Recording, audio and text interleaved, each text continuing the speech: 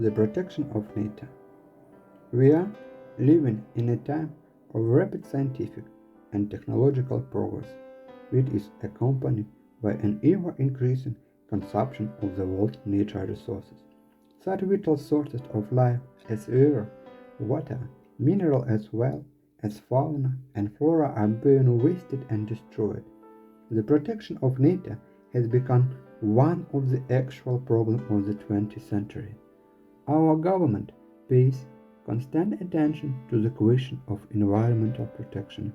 It occupies an important place in our life. New laws and decisions are adopted every year.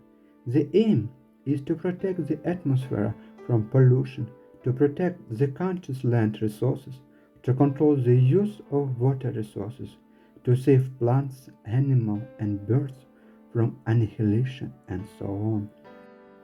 The earth provides people with mineral resources and rivers, forests, fields, and pasture lands, everything that makes the foundation of industrial and agricultural production.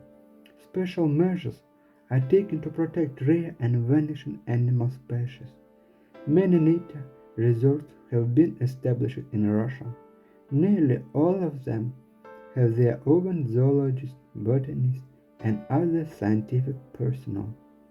Success in protection nature is possible only if all countries of the world join forces.